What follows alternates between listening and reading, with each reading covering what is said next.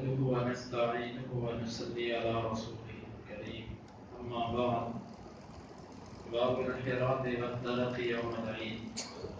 حدثنا أحمد قال حدثنا ابن وهب قال أخبرنا عمرو أن محمد بن عبد الرحمن الأسدي حدثه عن عروة عن عائشة رضي الله عنها قالت دخل علي رسول الله صلى الله عليه وسلم وعندي جاريتان تغنيان بغناء معاذ فاستجع على الفراش وحول وجهه وجاء أبو بكر فانتهرني وقال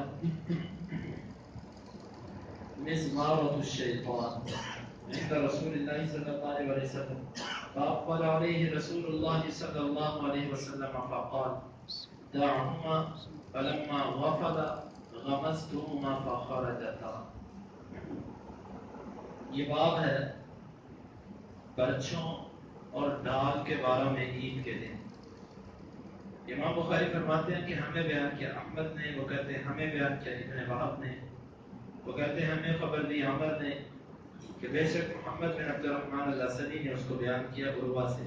اور عائشہ رضی اللہ عنہا سے وہ کہتی ہیں کہ نبی صلی اللہ علیہ وسلم میرے ہاں داخل ہوئے اور میرے پاس دو بچیاں گا رہی تھیں، وہ گیت گا رہی تھی بعاد کا. تو نبی صلی اللہ علیہ وسلم لیٹ گئے بستر پر اور آپ نے اپنے چہرے کو پھیر دیا. ابو بکر رضی اللہ عنہ آئے اور مجھے ڈانٹا اور کہنے لگے کہ شیطان کے باجے رسول اللہ صلی اللہ علیہ وسلم کے پاس. تو میں رسول اللہ صلی اللہ علیہ وسلم اس پر متوجہ ہوئے اور آپ نے فرمایا چھوڑ دو ان کو. جب ابو بکر رضی اللہ عنہ مشغول ہو گئے تو میں نے ان دونوں کو اشارہ کیا، وہ دونوں نکل گئے. امام بخاری رحمۃ اللہ علیہ کے اس باب باندھنے کا مقصد یہ ہے کہ عید کا دن خوشی کا دن ہے، اور خوشی کے دن میں ایسے کھیل کہ جن کی اسلام اجازت دیتا ہے یہ کھیل کھیلے جا سکتے ہیں. مثال کے طور پہ گھوڑ سواری، نیزہ بازی، نشانہ بازی، دوڑ، اس طرح کے کھیل کے جو انسان کو فائدہ مند ہوں، ایسے کھیل کھیلے جا سکتے ہیں. لیکن جو پہلا باب لے کر آئے ہیں، پہلی روایت جو لے کر آئے ہیں، اس میں یہ ہے کہ ایسے اشعار پڑھنا عید کے دن خوشی کی بنا پر یہ جائز ہے کہ جن اشعار کے اندر انسانی مزاج کو فرحت ملتی ہے. لیکن یہ یاد رکھیے گا کہ عشقیہ شعر و شاعری اور ایسی شعر و شاعری کے جو کسی کے جذبات کو ابھارے، شہوت پیدا کرے، خواہش پیدا کرے، بے حیائی پھیلائے، یہ اشعار اس سے مراد نہیں ہے. بعض بیمار دل لوگوں نے ایسی ہی روایات سے یہ استدلال کیا گانا جائز ہے. حالانکہ یہاں پر وضاحت ہے کہ وہ گا رہی تھی بغناء بعاد، بعاث کے موقع پر جو اشعار یا جنگ بعاث کے بارے میں جو کے اشعار بنائے گئے تھے وہ ان اشعار کو پڑھ رہی تھی. یہ بعاث ایک جنگ تھی جو اوس اور خزرج کے درمیان واقع ہوئی تھی. اوس اور خزرج کے درمیان عرصہ دراز سے جنگیں چلتی آ رہی تھی. تو یہ اوس نامی ایک ایسی جنگ تھی جو نبی صلی اللہ علیہ وسلم کے مدینے آنے سے چند سال پہلے ہوئی. اس کے اندر اوس اور خزرج دونوں کے بڑے بڑے سردار مارے گئے. اور پھر انہوں نے جس طرح کے قومی ترانے ہوتے ہیں، آپ نے سنا کہ یہ جس طرح جنگیں ہوتی ہیں دو ملکوں کی، تو اپنی قوم کے اندر جذبات پیدا کرنے کے لیے یا اس کی یاد کے لیے قومی ترانے بنائے جاتے ہیں. یہ قومی ترانہ مراد ہے کہ وہ جنگ بعاد کے بارے میں جو اشعار پڑھے گئے تھے اس کو وہ پڑھ رہی تھی. عشقیہ شعر و شاعری کی تو بات ہی یہاں پر نہیں، بلکہ ایک شخص ایسے اشعار پڑھ رہا تھا کہ جس میں یہ چیز تھی. نبی صلی اللہ علیہ وسلم نے فرمایا پکڑو اس شیطان. آپ نے تو عشقیہ شاعری کرنے والے بندے کو شیطان قرار دیا. اور ایک روایت کے لفظ یہ ہے کہ انسان اپنے پیٹ میں جس کو الٹی کہتے ہیں، یہ الٹی اپنے پیٹ میں دوبارہ داخل کر دے، بھر دے اپنے پیٹ میں. یہ بہتر ہے کہ وہ اپنے پیٹ میں ایسے اشعار یاد کرے کہ جن سے انسانی دل بیمار ہوتا ہے. ایسی گندی شاعری اور یہ جو اشعار کلفیوں والوں نے اپنی ریڑیوں پر یا ٹرکوں والوں نے اپنے ٹرکوں کے پیچھے یا گدھا گاڑیوں والوں نے اپنی کھوتی ریڑھی کے پیچھے لکھے ہوتے ہیں، یہ جہالت قسم کی حماقت قسم کے اشعار یہ یہاں سے مراد نہیں. یا یہ جو گانے چلتے ہیں اور اس کو کہتے ہیں نبی صلی اللہ علیہ وسلم کے سامنے بھی یہ گائے گئے، نعوذ باللہ من ذالک، یہ نبی صلی اللہ علیہ وسلم کی توہین ہے. اس سے یہ گانے مراد نہیں ہیں، بلکہ اس سے وہ قومی گیت تھا جو عرب کے ہاں مشہور تھا اور وہ ایسے موقع پر وہ پڑھ رہی تھی. اور بات دیگر روایات کے اندر آتا ہے کہ دف بھی بجا رہی تھی. دف یہ ہوتی ہے کہ جس طرح کے ایک پلیٹ نما ایک چیز ہوتی ہے تو اس کے اوپر ایک طرف چمڑا لگا ہوتا ہے، ایک طرف چمڑا لگا ہوتا ہے اور اس چمڑے کو وہ بجاتی تھی، اس سے ہلکی پھلکی آواز پیدا ہوتی تھی. لیکن بانسری کو اس پر قیاس نہیں کیا جا سکتا، گٹار کو، بین کو، ان چیزوں کو اس پر قیاس نہیں کیا جا سکتا، اور ڈھولکی اور ڈھول یہ اس پر قیاس نہیں کیا جا سکتا، کیونکہ نبی صلی اللہ علیہ وسلم نے ان کے بارے میں تو واضح نصوص میں حرمت موجود ہے. تب یہ ہوتی تھی کہ وہ ایک ایسی لکڑی بنواتے تھے گول، اور اس کے ایک ہی طرف صرف چمڑا لگا ہوتا تھا، دونوں طرف چمڑا نہیں ہوتا تھا، ایک طرف چمڑا ہوتا تھا اور وہ اس کو یوں ہاتھ پر بجا لیا کرتے تھے. یہ تھا طریقہ. اس سے کوئی نہ اتنی آواز پھیلتی ہے نہ اس کے اندر. یہ ڈھول کی بھی ایک جانب وہ نہیں ہے، یہ ڈھول کے اوپر جو لگی ہوتی یہ بھی وہ چیز نہیں ہے. تو یہ اس سے نہ اتنی کوئی آواز پھیلتی تھی اور نہ کوئی ایسی کیفیت لگتی تھی. لیکن اب تو یہ کیفیت ہے کہ اس کو گانوں کی طرز پہ بجایا جاتا ہے اور جدید قسم کے اس پر آلات نکل چکے ہیں اور اس کو وہ قیاس کرتے ہیں اس دف پر. یہ نبی صلی اللہ علیہ وسلم حقیقت یہ ہے کہ یہ تحریف ہے احادیث کے معانی کے اندر، اس سے یہ کچھ مراد نہیں ہے. دو چیزوں کی وضاحت ہو گئی. ایک تو وہ گیت گا رہی تھی جو قومی گیت تھا، وہ ایک جنگ بعاث کے موقع پر پڑے گئے اشعار کو وہ دہرا رہی تھی.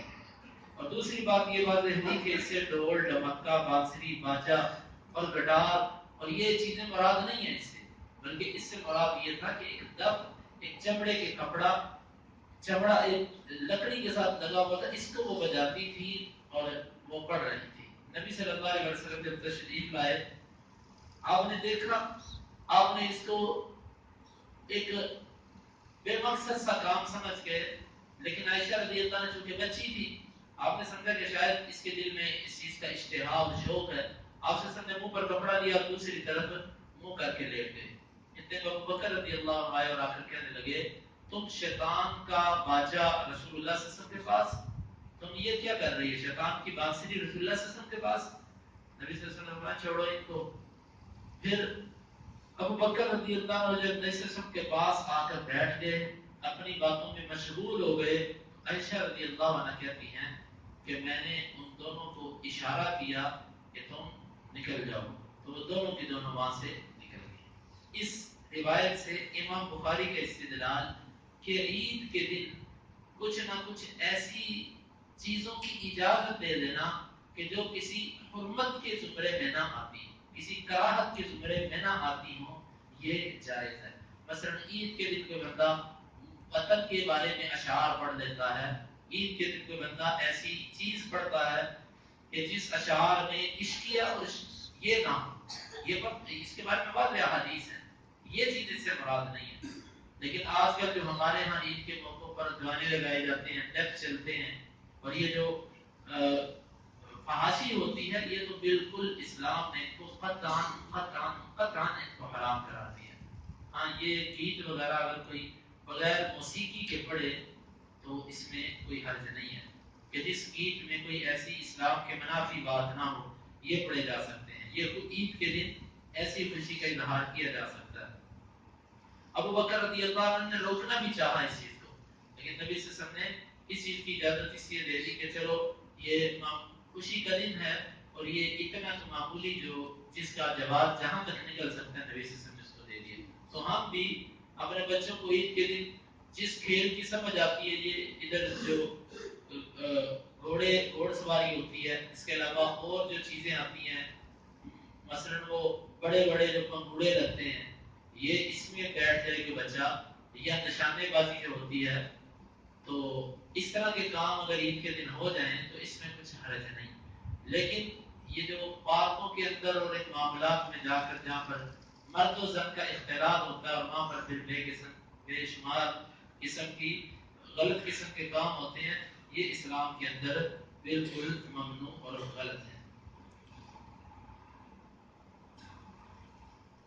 اللہ رب العزت سے دعا ہے کہ اللہ تعالیٰ کتاب و سنت کو سمجھنے کی اور اس پر، اور ایک اور بات اس میں لفظ ہے جاریتان، جاریہ عموماً عربی زبان میں اس بچی کے لیے بولا جاتا ہے جو بالغ نہ، جو نابالغ بچی، چھوٹی بچی، اس کے لیے یہ لفظ بولے جاتے ہیں۔ مطلب 10 سال سے پہلے 9 سال سے پہلے کی عمر، 6-7 سال اتنی عمر کی بچی کے لیے عام طور پر یہ الفاظ بولے جاتے ہیں۔ تو یہ مراد نہیں کہ کسی کی جوان بہو بیٹی جو نوخیز عمر ہو اس کی اور وہ راستے میں آ کر وہ اس پر عمل کرنا شروع کر دے، ناچنا شروع کر دے، یہ تو قطعاً اس سے اس کا جواب نہیں نکلتا۔ گیت بھی ان بچیوں کا اس حدیث کے اندر ذکر ہے کہ جو بچیاں نابالغ تھیں، جاریتان کے لفظ ہیں۔ اس سے اب جاریتان سے کوئی قیاس کر لے اس کو بڑے کسی بڑی نوجوان عورت کو، نوجوان دوشیزہ کو اس پر قیاس کر کے کہے کہ جس کی آواز کے اندر ویسے اتنا فتنہ آ چکا ہوتا ہے، اتنی کشش آ چکی ہوتی ہے کہ وہ مردوں کے لیے تو بہت بڑے فتنے کا باعث ہوتی ہے، وہ یہاں سے مراد ہی نہیں ہے۔ یہاں سے چھوٹی بچیاں وہ مراد ہے جو نابالغ ہوں، ان کا گیت گانا مراد ہے۔ اس حدیث کی مزید انشاءاللہ کچھ وضاحت اور اگلی حدیث بھی اسی سے متعلق ہے، اہم ہے، انشاءاللہ اس کا مزید کل کے درس میں آئے گا۔ اللہ تعالیٰ سے دعا ہے کہ اللہ تعالیٰ اس عمل کی توفیق عطا فرمائے۔ اللهم انفعنا بما علمتنا وعلمنا ما ينفعنا وزدنا علما۔ اللهم اقسم لنا من خشيتك ما يحول بيننا وبين معاصيك، ومن طاعتك ما تبلغنا به جنتك، ومن اليقين ما تهون به علينا مصائب الدنيا، متعنا اللهم بأسماعنا وأبصارنا وقوتنا أبدا ما أحييتنا، واجعله الوارث منا، واجعل ثأرنا على من ظلمنا، ولا تجعل مصيبتنا في ديننا، ولا تجعل الدنيا أكبر همنا ولا مبلغ علمنا، ولا تسلط علينا من لا يرحمنا، وآخر دعوانا الحمد لله رب العالمين۔